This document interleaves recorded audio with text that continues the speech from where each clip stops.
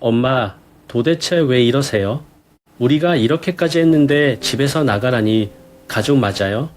가족. 가족이라면서 날 속이고 내 돈을 빼앗으려 한 게 너희가 할 짓이었니?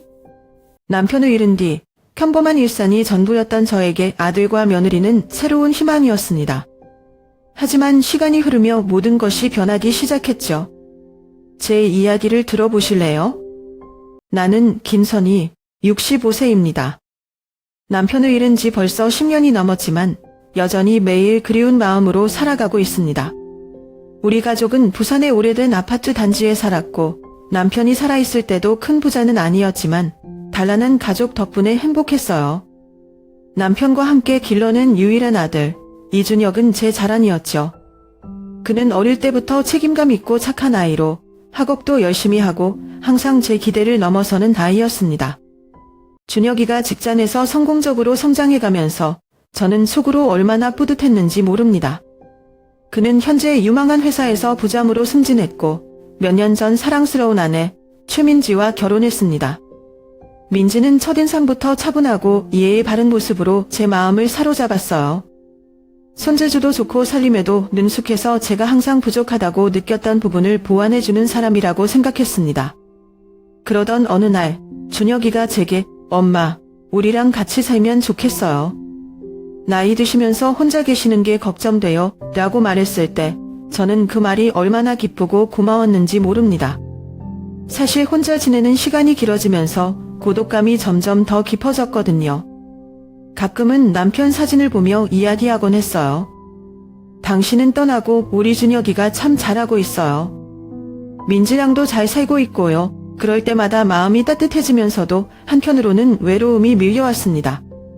준혁이와 민지가 함께 살자는 제안을 했을 때 처음에는 망설였어요. 나름대로 제 공간에서 혼자만의 시간을 가지는 게 익숙하기도 했고 젊은 부부의 생활에 제가 방해가 될까 걱정되기도 했거든요. 하지만 그들이 저를 진심으로 걱정하고 있다는 걸 느끼면서 마음이 녹아내렸습니다.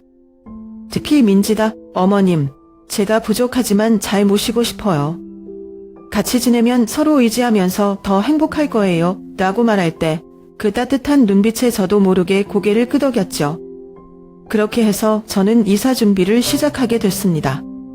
제 짐이라고 해봐야 몇 가지 오래된 가구와 책들, 그리고 남편이 남겨준 몇 장의 사진 정도였어요.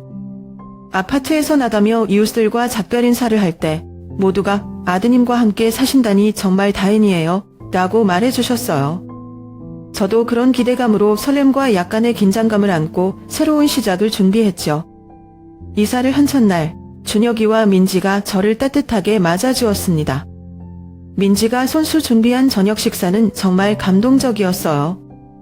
그녀는 제가 좋아하는 나물 반찬부터 된장찌개까지 준비해 놓고는 어머님, 많이 드세요. 이제부터는 제가 더 자주 해드릴게요 라고 했습니다. 그 순간 저는 정말 복 받은 사람이구나 싶었어요. 준혁이는 민지를 자랑스러워하며 엄마, 민지가 요리를 참 잘해요. 이제 엄마가 힘들게 요리하실 필요 없어요 라고 웃으며 말했죠. 며칠이 지나면서 민지와 저는 점점 더 가까워졌습니다. 그녀는 제게 꽃꽂이를 가르쳐 주었고 함께 동네 시장에 나가 장을 보기도 했어요. 어느 날은 함께 앉아 드라마를 보며 차를 마셨는데 마치 친딸과 함께 있는 듯한 편안함을 느꼈습니다. 그럴 때마다 저는 이렇게 좋은 며느리를 얻은 건 남편이 하늘에서 보내준 축복이 아닐까 하고 생각했어요. 그러나 시간이 지날수록 마음 한편에 불안감이 스며들기 시작했습니다. 민지가 가끔씩 내뱉는 한두 마디 말 속에서 미묘한 뉘앙스를 느꼈거든요. 예를 들어, 어머님, 요즘 물가가 너무 올랐죠. 함께 살면서 경제적으로 부담이 조금 더 커진 것 같아요. 라든지, 아버님이 남기신 유산이 참 도움이 됐을 텐데 하는 말들이 점점 더 제 마음을 불편하게 만들었습니다. 물론 민지는 대놓고 불만을 드러내지는 않았어요. 하지만 그런 작은 말들 하나하나가 제게는 의미심장하게 되었고 제가 정말 이곳에서 환영받고 있는 건지에 대해 의문이 생기기 시작했습니다. 준혁이는 늘 바빠서 대화할 시간이 부족했고 저와 민지 사이의 거리감은 조금씩 느껴지기 시작했어요. 모든 것이 완벽하게 보였던 그 순간들은 점점 제게 낯설고 혼란스러운 감정을 남기기 시작했습니다. 처음에 함께 살기로 결정했을 때 저는 정말 설레고 행복했습니다. 새로운 시작이라는 기대감이 가득했어요. 하지만 몇 달이 지나고 나서야 민지의 말투나 행동 속에서 뭔가 조금씩 달라졌다는 것을 느끼기 시작했습니다. 그녀는 여전히 선량하고 공손했지만 가끔씩 던지는 한두 마디가 저를 어딘가 불편하게 만들었어요. 어머님, 요즘 생활비가 정말 많이 들어요. 물가도 오르고 전기세도 생각보다 나오더라고요. 처음에는 단순한 하소연처럼 들렸습니다. 하지만 이런 이야기가 점점 잦아지더니 은근히 제가 경제적으로 도움을 주기를 바라는 뉘앙스로 들리기 시작했어요. 저도 가만히 있을 수는 없어서 소소하게나마 잠을 보거나 생활비를 조금 보태주었습니다. 민지는 그런 제 도움을 받을 때마다 정말 감사해요, 어머님. 덕분에 한결 나아졌어요, 라고 했고 그 말을 들으면 나름 뿌듯하기도 했습니다. 그런데 준혁이까지 대화 도중 집 이야기나 돈 이야기를 꺼내기 시작하면서 저는 뭔가 이상하다는 느낌을 받았습니다. 어느 날 저녁, 준혁이가 퇴근 후 식탁에 앉아 조심스럽게 말을 꺼냈어요. 엄마, 사실 민지랑 요즘 새 집을 알아보고 있어요. 지금 사는 집이 낡고 좁아서 나중에 아이가 생기면 힘들 것 같아서요. 그 말을 듣는 순간 제 마음이 복잡해졌습니다. 물론 아이를 위해 더 좋은 환경을 만들고 싶은 마음은 이해했지만 집을 사는 것이 얼마나 큰 부담인지 저는 잘 알고 있었거든요. 저는 새 집을 사려면 돈이 많이 들 텐데 어떻게 마련하려고 생각하고 있니? 라고 물었습니다. 준혁이는 잠시 머뭇거리다가 사실 엄마가 조금만 도와주시면 큰 도움이 될 것 같아요. 라고 말했어요. 그 순간 제 머릿속이 복잡해졌습니다. 제가 가진 돈은 남편이 남기고 간 유산과 제 평생의 저축으로 이루어진 것이었는데 그것은 노년을 대비해 어렵게 모은 돈이었습니다. 하지만 준혁의 간절한 투정을 보고 난이 거절할 수가 없었어요. 결국 저는 적지 않은 금액을 그들에게 주기로 결심했습니다. 돈을 건넨 후 며칠 동안은 민지가 예전보다 더 친절해지고 준혁도 틈틈이 고맙다고 말하며 저를 챙겨주는 모습에 마음이 조금 풀렸습니다. 그러나 그런 평화로움은 오래가지 않았어요. 민지는 곧 다시 예전처럼 생활비 이야기를 하기 시작했고 이번에는 더 구체적으로 저의 기여를 기대하는 듯한 말을 했습니다. 어머님, 요즘은 물가가 너무 올라서 고기 같은 건 자주 못 먹겠어요. 어머님이 요즘 좋아하시는 반찬 사려면 더 많이 써야 하더라고요. 이런 말을 들을 때마다 제 입에서는 그래, 내가 더 도울게 라는 말이 나오곤 했습니다. 하지만 이런 상황이 반복될수록 제 마음은 조금씩 무거워졌습니다. 도와주는 게 당연한 의무처럼 느껴졌고 제가 그 집의 일부가 아니라 단지 경제적 지원을 제공하는 존재로 전락한 것 같은 기분이 들었어요. 그러던 어느 날 준혁이가 또다시 새 집 이야기를 꺼냈습니다. 이번에는 좀 더 구체적이었어요. 엄마, 사실 우리가 보고 있는 집이 정말 좋아요. 위치도 좋고 방도 넓은데 계약금을 마련하는데 조금 부족해요. 이번에도 엄마가 조금만 도와주시면 정말 감사하겠어요. 그날 밤 저는 오랫동안 고민했습니다. 돈이 문제라기보다는 제가 그들에게 어떤 의미로 존재하는지에 대한 의문이 깊어졌어요. 저는 그들을 위해 기꺼이 모든 것을 해줄 수 있지만 제가 이 집에서 점점 주변으로 밀려나는 기분을 떨칠 수가 없었습니다.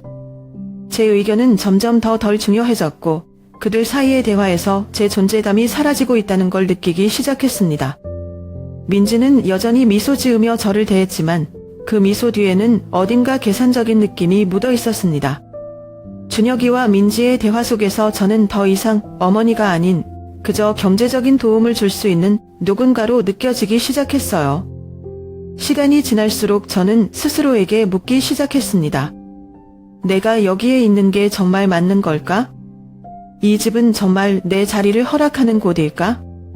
이런 생각들이 머릿속을 떠나지 않는 채로 저는 그들에게 주었던 돈이 과연 그들의 행복을 위한 투자였는지 아니면 제가 스스로를 더 고립시키는 선택이 있는지에 대해 계속해서 고민했습니다.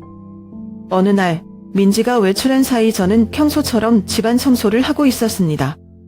특별히 다른 의도는 없었고 그냥 주방과 거실 그리고 그들의 방까지 조금 정리해 주려는 마음뿐이었어요. 사실 그동안 민지가 저를 챙겨주는 것처럼 보였지만 제가 할 수 있는 일은 스스로 해야 한다고 생각했거든요. 그러면서도 마음 한구석에는 그들 사이에서 더 이상 깊게 끼어들지 않으려는 조심스러움이 있었습니다. 그들의 방을 정리하다가 우연히 옷장을 열게 되었습니다. 원래는 옷을 더 깔끔히 정리하려던 것이었어요. 그런데 옷가지 사이에 뭔가 얇고 딱딱한 것이 손끝에 닿았습니다. 처음엔 그냥 오래된 잡지나 쓰지 않는 서류라고 생각했죠. 하지만 그것을 꺼내든 순간 저는 한참 동안 움직일 수가 없었습니다. 서류 묶음은 꽤 두꺼웠고 정리된 모습이 아니라 급히 숨겨놓은 듯한 인상이 강했습니다. 이게 뭐지? 하는 호기심과 함께 손이 저도 모르게 움직였습니다. 첫 장을 펼쳐보니 그곳에는 집 구매와 관련된 구체적인 계획이 적혀 있었습니다. 집 위치, 예상 비용, 대출 계획, 그리고 추가 비용까지 너무나 자세히 나와 있었어요. 하지만 정말 충격적이었던 부분은 목록의 마지막에 적힌 문구였습니다. 요양원 비용, 연 5천만 원. 순간 제 머릿속이 하얘지며 숨조차 제대로 쉴 수 없었습니다. 이게 무슨 뜻일까? 요양원 비용이라니 저를 위한 계획이라고 생각하기엔 그 내용이 너무나 직접적이고 차가웠습니다. 마음이 요동쳤지만 혹시 내가 오해하고 있는 건 아닐까 하는 생각도 들었습니다. 그래서 서류를 조금 더 자세히 살펴보기로 했습니다. 그런데 그 다음에 나온 문서는 저를 완전히 무너뜨렸습니다. 그것은 변호사 사무실에서 발행된 서류로 새로운 집의 소유권이 준혁과 민지 이름으로만 등록되어 있다는 내용이었습니다. 저는 처음엔 믿을 수 없었고 다시 확인해 보려고 서류를 몇 번이나 읽었습니다. 하지만 그 문서들은 너무도 명백했어요. 남편이 남긴 유산과 제가 평생 모은 저축이 이들에게 흘러들어간 뒤 결국 그들은 저를 자신들의 삶에서 완전히 배제하려는 계획을 세운 것이 아닐까 하는 두려움이 밀려왔습니다. 저는 서류를 손에 들고 한참 동안 멍하니 앉아 있었습니다. 어떻게 이런 일이 있을 수 있지? 준혁이와 민지가 왜 나를 이렇게 대하는 거지? 저는 그날 밤 잠을 잘 수 없었습니다. 서류의 내용이 머릿속에서 떠나지 않았고 온몸이 떨렸습니다. 그동안 제가 느꼈던 불편함과 거리감이 단순한 기분 탓이 아니었다는 것을 깨달으니 가슴 속 깊은 곳에서부터 배신감이 밀려왔어요. 하지만 동시에 저는 이런 상황을 어떻게 대처해야 할지 도무지 감이 잡히지 않았습니다. 이것을 직접 물어봐야 할까? 아니면 그냥 모른 척해야 할까? 수많은 생각이 머릿속을 스쳤습니다. 하지만 이 상황을 그대로 넘어가면 결국 제가 그들이 세운 계획 속에서 더 이상 제 자리를 찾지 못하게 될 것이라는 것을 알고 있었습니다. 그 후 몇 시간 동안 저는 그 서류들을 다시 확인하고 또 확인했습니다. 그러다 문득 그들의 대화나 행동 속에서 떠올릴 수 있는 수많은 단어들이 제 머릿속에서 하나씩 이어지기 시작했어요. 민지가 자주 던졌던 미묘한 말들, 준혁이가 새 집에 대해 이야기할 때 보였던 애매한 태도들, 그리고 점점 제가 주변으로 밀려난 듯한 느낌들이 모두 퍼즐처럼 맞춰지기 시작했습니다. 다음날 아침, 저는 마음을 다잡고 준혁과 직접 이야기를 나눠보기로 했습니다. 밤새 마음이 너무 무거워 잠을 거의 이루지 못했지만 이대로 참아서는 안 된다는 결심이 들었어요. 그들이 숨기고 있는 계획에 대해 확실히 알아야겠다는 생각뿐이었습니다. 아침 식사 후 준혁이가 출근 준비를 하고 있는 틈에 조용히 그에게 다가가 말을 꺼냈습니다. 준혁아, 엄마가 할 말이 있는데 잠깐 이야기 좀 할 수 있을까? 제 목소리는 떨렸지만 나름 차분한 척하려 애썼습니다. 준혁이는 조금 당황한 표정을 지으며 왜 그러세요? 엄마? 무슨 일 있으세요? 라고 물었습니다. 저는 숨을 깊게 들이쉬고 대답했어요. 어제 내 밤을 정리하다가 우연히 서류를 봤어. 새 집을 사려고 하는 건 이해가 되는데 요양원 비용은 대체 무슨 뜻이니? 그 말을 듣자마자 준혁의 표정이 굳어졌습니다. 한참 동안 아무 말도 하지 않고 어색하게 웃으며 엄마, 그건 그냥 여러 가능성을 생각해 본 거예요. 너무 심각하게 받아들이지 마세요. 라고 대답했어요. 하지만 그의 태도는 너무도 가볍고 저를 안심시키려는 의도만 가득해 보였습니다. 저는 다시 물었습니다. 그럼 내가 말한 요양원 계획은 대체 누구를 위한 거니? 설마 엄마를 보내려고 하는 건 아니지? 준혁은 순간 눈을 피하며 머뭇거렸습니다. 그러더니 결국 솔직하게 말하기로 결심한 듯 천천히 입을 열었습니다. 엄마, 사실 엄마도 아시잖아요. 혼자 계시는 게 힘들다는 거, 우리도 엄마를 계속 돌봐드리고 싶지만 현실적으로 힘든 부분이 많아요. 요양원이 오히려 엄마를 더 잘 돌봐줄 수 있는 환경이라고 생각해요. 그 말은 마치 칼로 제 가슴을 찌르는 듯한 느낌이었습니다. 저는 간신히 눈물을 참으며 내가 너희에게 짐이 된다는 뜻이니? 라고 물었습니다. 준혁은 당황하며 그런 뜻이 아니에요. 엄마. 우리가 최선을 다해서 엄마를 위해 좋은 결정을 하려고 하는 거예요. 라고 말했지만 그의 말에는 진심보다는 변명이 더 많이 담겨 있었습니다. 그 순간 민지가 방에서 나와 대화에 끼어들었습니다. 그녀는 부드러운 미소를 지으며 제게 말했어요. 어머님, 저희가 정말 많이 고민했어요. 어머님께서 더 편안하고 안전하게 지내실 수 있도록 요양원을 알아본 거예요. 요즘은 시설도 정말 좋아요. 저희가 자주 찾아뵐 거니까 걱정하지 마세요. 민지의 말은 겉으로는 배려심이 가득한 것처럼 들렸지만 그 속에는 저를 그들의 삶에서 벗어나게 하려는 뚜렷한 의도가 담겨 있었습니다. 그녀의 표정은 부드러웠으지만 그 미소 뒤에 숨겨진 차가운 계산을 느낄 수 있었습니다. 저는 참았던 감정이 폭발할 것만 같았지만 최대한 침착하게 말을 이어갔습니다. 민지야, 내가 말한 최선이라는 게 나를 가족에서 떼어내는 거라면 그게 과연 누구를 위한 최선이니? 나는 너희를 믿고 이 집에 왔는데 결국 이렇게 내쳐지게 되는 거니? 민지는 한동안 말을 잇지 못했고 준혁은 오히려 짜증 섞인 목소리로 대답했습니다. 엄마, 왜 이렇게 과민 반응하세요?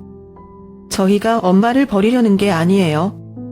엄마도 하셔야죠. 이게 모두를 위한 최선이라는 걸. 그들의 태도는 저를 더 이상 가족의 일원으로 여기지 않는다는 것을 명백히 보여주었습니다. 저는 결국 더 이상 말을 잇지 못하고 방으로 돌아와 문을 닫았습니다. 마음은 갈기갈기 찢어졌고 눈물이 멈추지 않았습니다. 그날 저녁, 저는 남편의 사진을 바라보며 속으로 말했습니다. 여보, 내가 잘못했나 봐요. 당신이 떠난 후 준혁이를 믿고 의지하려 했는데 결국 이렇게 됐네요. 내가 어디서부터 잘못된 건지 모르겠어요. 하지만 슬픔 속에서도 저는 가만히 있을 수 없다는 결심을 하게 되었습니다. 이제 더는 그들이 정한 계획에 따라 움직이지 않을 것입니다. 이 상황을 바로잡고 제 자신을 지킬 방법을 찾아야 한다고 생각했습니다. 그날 이후 저는 더 이상 가만히 있을 수 없다고 결심했습니다. 충격과 배신감이 가슴 깊이 남아 있었지만 이대로 그들의 계획에 휘둘릴 수는 없었어요. 저는 제 자신을 지키기 위해 무엇을 해야 할지 생각하기 시작했습니다. 그동안 제게는 늘 믿고 의지하던 친구, 방 여사가 있었습니다. 그녀는 저보다 몇 살 많았고 젊었을 때는 법학을 가르쳤던 분이었어요. 이 상황을 혼자 해결하기에는 역부족이라는 생각에 그녀를 찾아가기로 했습니다. 반 여사는 제 이야기를 차분히 들어주었고 듣는 내내 몇 번이나 고개를 저으며 안타까운 표정을 지었습니다. 선희 씨, 이런 일이 있었다니 정말 안타까워요. 하지만 너무 걱정하지 말아요. 우리 같이 해결 방법을 찾아봅시다. 그녀의 말은 제게 큰 위로가 되었고 다시 한번 힘을 내게 해주었습니다. 반 여사의 도움으로 저는 준혁과 민지가 지금까지 어떤 식으로 행동해왔는지를 차근차근 분석할 수 있었습니다. 그녀는 제게 먼저 선희 씨가 준 돈이 어떻게 사용되었는지 확인해봐야 해요. 그걸 알면 앞으로 어떻게 대응해야 할지 더 명확해질 거예요. 라고 조언했습니다. 우리는 먼저 제가 준혁에게 건넸던 돈의 사용 내역을 조사하기 시작했습니다.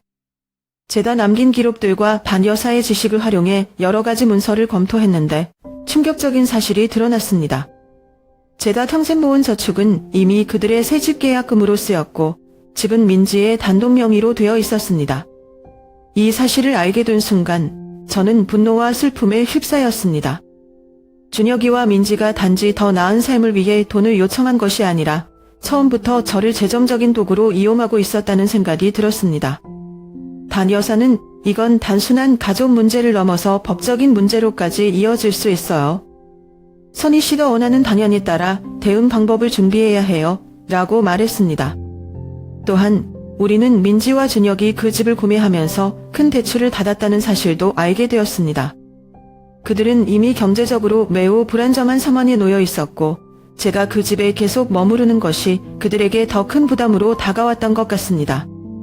단 여사는 이 점을 지적하며 그들이 선희 씨를 요양원으로 보내려는 이유는 단순히 어머님의 행복을 위한 것이 아니라 재정적 부담을 줄이려는 의도가 더 커 보입니다. 라고 말했습니다. 저는 이 사실들을 하나하나 정리하며 그들이 제게 했던 말과 행동들을 다시 떠올렸습니다. 처음에는 모두가 함께 행복하게 살 수 있을 것이라는 기대 속에서 시작된 이 공동생활이 결국 이렇게 비참한 결과로 이어질 줄은 상상도 못했습니다. 단 여사는 제게 다음과 같은 조언을 했습니다. 선희 씨, 지금 필요한 건 증거입니다. 이 모든 사실들을 뒷받침할 자료를 모아야 해요. 그래야 나중에 문제가 생겼을 때 제대로 대응할 수 있어요.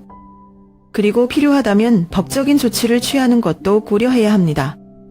그녀의 말을 듣고 저는 마음을 다잡고 증거를 모으기 시작했습니다.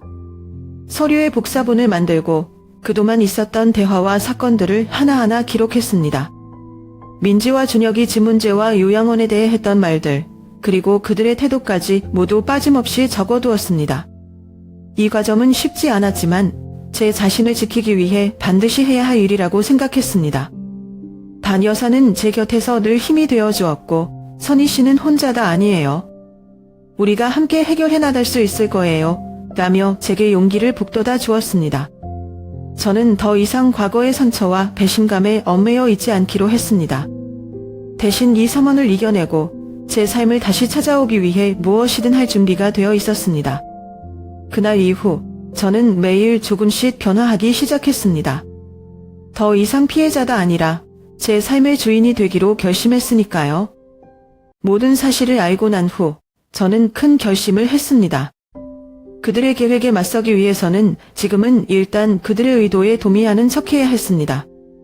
그들이 의심하지 않고 제가 순순히 따라온다고 믿게 만들어야만 그들에게 숨겨둔 카드를 효과적으로 사용할 수 있다고 생각했어요. 어느 날 저녁, 저는 식사 자리에서 조심스럽게 말을 꺼냈습니다. 준혁아, 민지야. 너희가 말했던 요양원 이야기를 다시 생각해봤는데 이제 나도 너희 말이 맞는 것 같아. 혼자 이렇게 오래 사는 건 힘들기도 하고 요양원이라면 전문적인 도움도 받을 수 있잖아.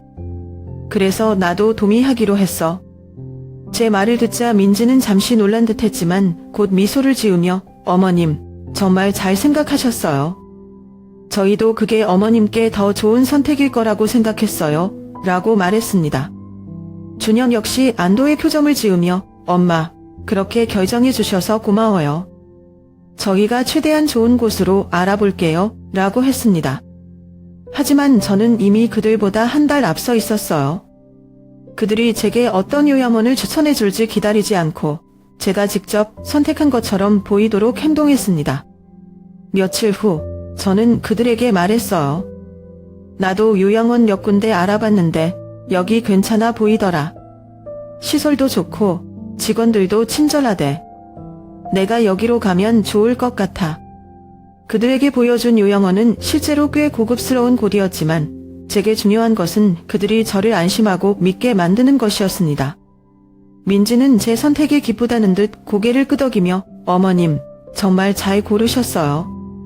저희가 빨리 준비할게요. 라고 말했어요. 하지만 그 뒤로 저는 혼자만의 계획을 실행에 옮기기 시작했습니다. 요양원으로 간다는 말을 한 뒤 저는 반 여사의 도움을 받아 변호사를 만났습니다.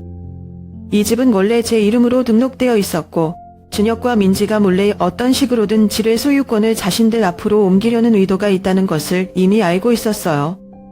그래서 변호사에게 집 소유권을 철저히 보호할 수 있는 법적인 조치를 취해달라고 요청했습니다.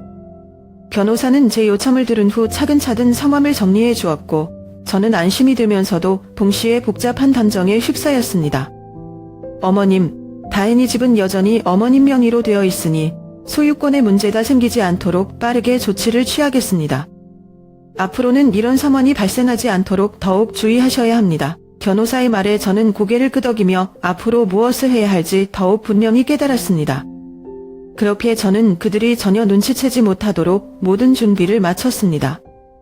민지와 준혁은 죄다 순순히 요양원으로 갈 준비를 하고 있다고 믿었고, 저는 그들 앞에서 아무 일도 없었다는 듯 평소와 다름없이 행동했습니다. 하지만 속으로는 죄다 곧전의 진실을 떠올리며 복잡한 마음으로 하루하루를 보냈습니다. 드디어 요양원으로 이사하는 날이 왔습니다. 저는 여느 때와 다름없이 민지와 준혁 앞에서 평온한 척을 했습니다. 민지는 제 옆에서 어머님, 오늘은 제가 직접 모셔다 드릴게요. 이사하는 날인데 어머님께서 힘드실 수 있으니 편히 계세요. 라고 말하며 선량하게 웃었습니다. 그녀의 미소 뒤에 감춰진 진짜 의도를 알고 있었지만 저는 내색하지 않았습니다.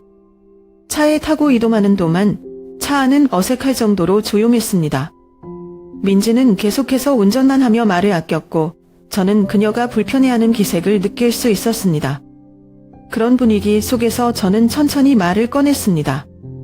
민지야, 사실 내가 너희 계획을 다 알고 있어.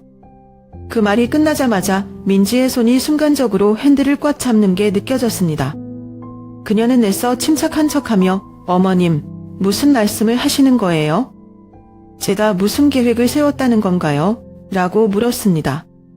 하지만 그녀의 목소리는 떨리고 있었습니다.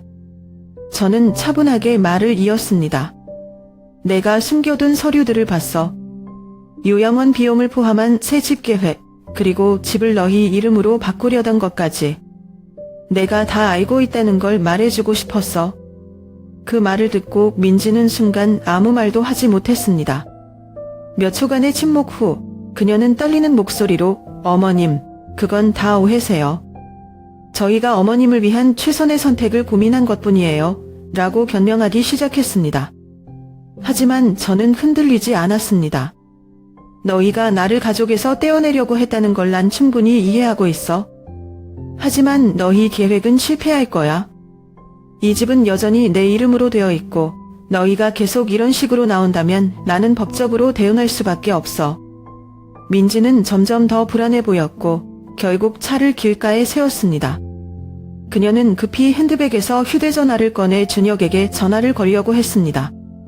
하지만 저는 그녀보다 한 발 빠르게 움직여 그녀의 손에서 전화를 빼앗았습니다. 이제부터는 너희 둘이 나와 솔직하게 이야기해야 해. 더 이상 변명할 기회는 없어. 민지는 당황한 채로 제 말을 듣고 있었습니다. 저는 그저 조용히 그녀를 쳐다보며 그녀가 진실을 인정하길 기다렸습니다. 그녀는 몇 번이고 말을 꺼내려 했지만 끝내 아무 말도 하지 못했습니다. 집으로 돌아온 뒤 저는 준혁과 민지를 불러 명확히 제 입장을 밝혔습니다. 너희 둘은 한 달 안에 이 집에서 나가야 해. 나는 이 집을 팔고 내 인생을 다시 시작할 거야. 너희가 이 집에 남을 권리는 없어. 준혁은 처음에는 제 말을 믿지 못한 듯한 표정을 지으며 엄마, 왜 그러세요? 우리가 잘못한 게 있다면 사과할게요. 하지만 이렇게 갑자기 우리를 쫓아내는 건 너무하지 않아요? 라고 말했습니다. 저는 단호히 대답했습니다. 너희는 나를 속이고 내 재산을 빼앗으려고 했어. 가족이라고 해서 너희 잘못을 눈 감아줄 수는 없어.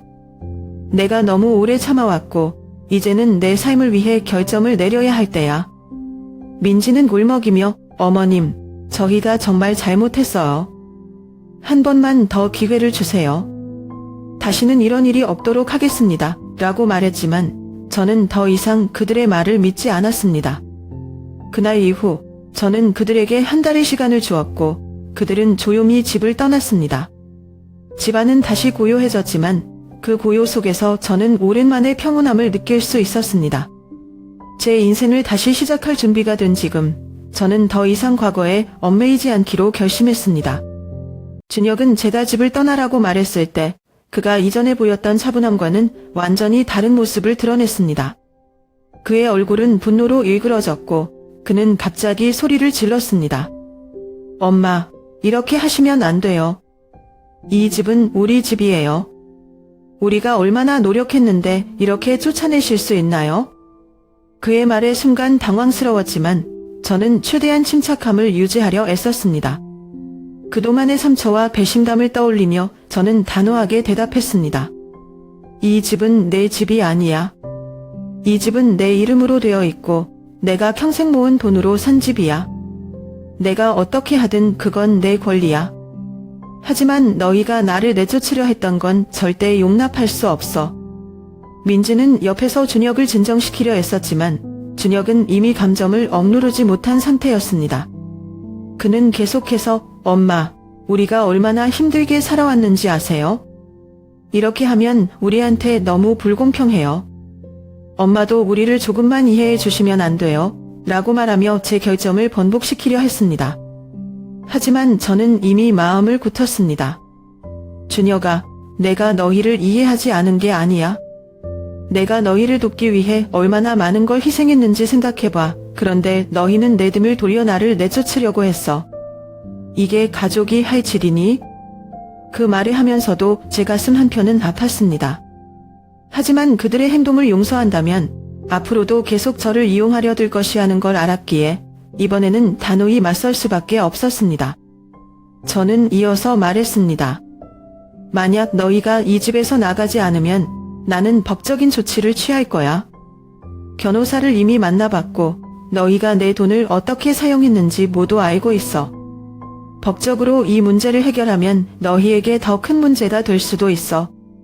제 말을 들은 민지는 눈물을 글썽이며 어머님, 정말 죄송해요. 우리가 잘못했어요. 하지만 이렇게까지 하실 필요는 없잖아요. 한 번만 더 기회를 주세요. 라고 간청했습니다. 그러나 저는 더 이상 그녀의 눈물에 흔들리지 않았습니다. 너희가 진심으로 반성하고 있다면 여기서 나가서 너희 스스로 다시 시작해. 내가 너희를 돕지 않은 건 아니야. 하지만 이제는 내가 나 자신을 지켜야 할 때야. 너희가 한 일에 대해 책임을 져야 한다는 걸 배워야 해. 준혁은 여전히 화가 난 상태로 엄마, 어떻게 가족한테 이렇게 냉정하게 할 수 있어요? 라고 말했지만 저는 단호하게 대답했습니다. 냉정한 건 너희였어. 내가 이 결정을 내리기까지 얼마나 많은 밤을 고민했는지 너희는 모를 거야. 이제 내 삶은 내가 책임질 거야. 너희도 너희 삶을 책임져. 그날 밤 준혁과 민지는 더 이상 아무 말도 하지 못했습니다. 저는 그들이 결국 이 집을 떠날 수밖에 없다는 것을 알았고 제 선택이 옳았다는 확신을 가졌습니다. 이 모든 갈등 속에서도 저는 저 자신을 지키기 위해 싸우고 있다는 사실이 제게 작은 위안이 되었습니다. 준혁과 민지는 결국 더 이상 도망칠 곳이 없다는 것을 깨닫고 저에게 용서를 구하기 시작했습니다. 처음에는 준혁이 고개를 숙이며 엄마, 정말 죄송해요. 저희가 너무 욕심을 부렸어요. 한 번만 더 기회를 주세요. 다시는 이런 실수를 하지 않겠습니다. 라고 말했습니다. 그의 말을 듣는 순간 제 마음 한켠에서는 아들을 용서하고 싶은 작은 감정이 스쳤습니다. 하지만 바로 뒤이어 민지가 울먹이며 어머님, 저희도 정말 힘들었어요. 어머님께 너무 많은 기대를 했던 것 같아요. 하지만 저희는 어머님을 진심으로 사랑합니다. 어머님께서 기회를 주신다면 저희가 정말 달라지겠습니다. 라고 말하며 눈물을 흘렸을 때 저는 오히려 더 큰 배신감이 밀려왔습니다. 사랑, 저는 민지의 말을 따라 한 후 단호하게 말했습니다. 너희가 나를 정말 사랑했다면 나를 이렇게 배신하지 않았을 거야. 너희가 원하는 건 내 사랑이 아니라 내 돈이었잖아. 그런 사랑은 필요 없어. 민지는 더 큰 소리로 울기 시작했지만 저는 흔들리지 않았습니다. 너희가 이렇게 무릎 꿇고 눈물을 흘린다고 해서 내가 모든 것을 잊을 거라 생각하지 마. 나는 너희가 나를 어떻게 대했는지, 내가 얼마나 큰 상처를 받았는지 절대 잊지 않을 거야. 준혁은 그런 저를 보며 엄마, 저희가 잘못한 건 알지만 이렇게까지 냉정하실 필요는 없잖아요. 그래도 가족인데 한 번만 저희를 도와주세요. 라고 말했습니다. 그러나 그의 말에도 저는 흔들리지 않았습니다. 가족이라면 처음부터 날 이렇게 대하지 말았어야지. 가족이라는 이유로 너희 잘못을 용서해주는 건 이제 끝이야. 너희가 선택한 길이었으니 그 결과도 스스로 책임져야 해. 이건 너희를 벌주려는 게 아니야. 너희가 성장하기 위해 꼭 필요한 일이야. 제가 그렇게 말하자 준혁과 민지는 더 이상 아무 말도 하지 못했습니다. 그들은 결국 제가 내린 결정을 받아들일 수밖에 없다는 것을 알게 된 듯 했습니다. 저는 조용히 그들에게 너희에게 한 달이라는 시간을 줬어. 그 안에 너희가 이 집을 떠나지 않으면 법적으로 조치를 취할 거야. 그리고 그땐 더 큰 대가를 치르게 될 거야. 라고 말했습니다. 그들은 마지못해 고개를 끄덕이며 방으로 들어갔습니다. 문이 닫힌 뒤에도 민지의 흐느끼는 소리가 들렸지만 저는 이번만큼은 마음을 굳게 먹었습니다. 그들의 눈물이 진심일지라도 제가 그들을 다시 믿기에는 이미 너무 늦었습니다. 며칠 후 그들은 조용히 짐을 싸기 시작했습니다. 집안에 있던 그들의 물건들이 하나둘 사라지면서 집안은 점점 더 텅 비어갔습니다. 그들이 떠나는 모습은 슬프기보다는 씁쓸한 느낌을 주었습니다. 제 가슴에는 여전히 배신감과 아쉬움이 남아 있었지만 동시에 이런 결정을 내린 것이 옳았다는 확신도 있었습니다. 그들이 마지막으로 집을 떠나는 날, 준혁은 문 앞에서 저를 한번 바라보았습니다. 엄마, 저희를 이렇게 내보내지만 언젠가 저희가 다시 만날 수 있을 거라 믿고 싶어요. 정말 죄송합니다. 저는 아무 말도 하지 않았습니다. 그의 말이 진심이었을 수도 있겠지만 지금 당장은 그 진심을 받아들일 준비가 되어 있지 않았습니다. 그들이 떠난 뒤 집은 고요해졌지만 제 마음속에서는 오히려 무언가가 해방된 듯한 느낌이 들었습니다. 그들은 자신들이 진 빚을 스스로 갚아야 할 것입니다. 저는 이제 더 이상 그들에게 의지하거나 이용당하지 않을 것입니다. 이 모든 것이 끝나고 나니 비로소 제 삶을 다시 시작할 준비가 되어 있음을 느낄 수 있었습니다. 모든 일이 끝난 후 저는 집을 팔고 조료만 닫았가 근처에 있는 작은 아파트로 이사했습니다. 떠나는 날 마지막으로 집을 둘러보며 많은 감정이 밀려왔습니다. 이 집은 제 인생의 대부분을 함께한 곳이었고 남편과 함께 쌓아온 추억이 가득한 곳이었습니다. 그러나 이제는 떠날 때가 되었다는 것을 알았기에 마음 한켠으로는 홀가분함도 느꼈습니다. 새로운 아파트는 바다가 한눈에 보이는 곳에 위치해 있었습니다. 창문을 열면 바람이 솔솔 불어오고 멀리서 파도 소리가 들려왔습니다. 그 소리는 마치 제 마음속의 상처를 부드럽게 감싸주는 듯했습니다. 아파트는 크지 않았지만 저 혼자 지내기에는 충분했습니다. 무엇보다도 이곳은 제가 온전히 저만의 공간으로 사용할 수 있는 곳이었기에 처음으로 진정한 자유를 느꼈습니다. 새로운 삶은 처음에는 낯설기도 했지만 점차 익숙해지기 시작했습니다. 매일 아침 저는 바다를 바라보며 따뜻한 차 한 잔을 마시는 것으로 하루를 시작했습니다. 그 순간만큼은 세상의 모든 걱정과 슬픔이 사라지는 듯했습니다. 시간이 지나면서 저는 저 자신을 위한 삶을 계획하기 시작했습니다. 우선 평소에 하고 싶었던 일들을 하나씩 실천해보기로 했습니다. 젊었을 때부터 책 읽기를 좋아했던 저는 지역 도서관에서 자주 시간을 보내며 다양한 책을 읽기 시작했습니다. 책 속의 이야기는 제가 경험하지 못했던 다른 삶과 감정을 느낄 수 있게 해주었습니다. 또한 저는 그림을 배우기로 결심했습니다. 근처 문화센터에서 운영하는 미술 수업에 등록했고 처음에는 서툴렀지만 점차 즐거움을 느꼈습니다. 하얀 캔버스에 물감을 칠할 때마다 마치 제 삶에 새로운 색깔을 더하는 것 같았습니다. 바닷가의 풍경을 그릴 때는 마음이 평화로워지고 제가 정말 살아있음을 느낄 수 있었습니다.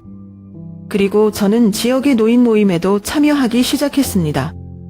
처음에는 낯선 사람들과 어울리는 것이 쉽지 않았지만 시간이 지나면서 많은 좋은 사람들을 만나게 되었습니다.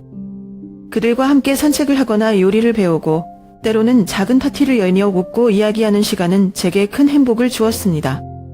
무엇보다도 이제는 더 이상 외롭거나 슬프지 않았습니다. 과거에는 혼자라는 사실이 무겁게 느껴졌지만 지금은 혼자 있는 시간이 오히려 자유롭고 소중하게 느껴졌습니다. 저를 이용하려는 사람들로부터 벗어나 저 자신을 위해 살 수 있게 된 지금 저는 비로소 진정한 행복을 느끼고 있었습니다. 바닷가에서 저녁 노을을 보며 저는 문득 제 과거를 떠올렸습니다. 준혁과 민지 그리고 그들이 남긴 상처는 여전히 제 마음속에 자리 잡고 있었지만 이제는 그것이 저를 괴롭히지 않았습니다. 오히려 그 경험이 저를 더 강하게 만들었다고 생각했습니다. 이제는 나 자신을 위해 살아갈 거야. 그렇게 마음을 다잡으며 저는 다시 한번 바닷가를 바라보았습니다. 붉게 물든 하늘 아래 파도는 여전히 잔잔히 움직이고 있었습니다. 마치 제 삶도 그 파도처럼 새로운 시작을 향해 나아가고 있는 것 같았습니다. 저는 이제 자유롭고 강하며 무엇보다도 행복했습니다. 그리고 이 삶이 제 것이기에 앞으로도 제가 원하는 대로 살아갈 자신이 있었습니다.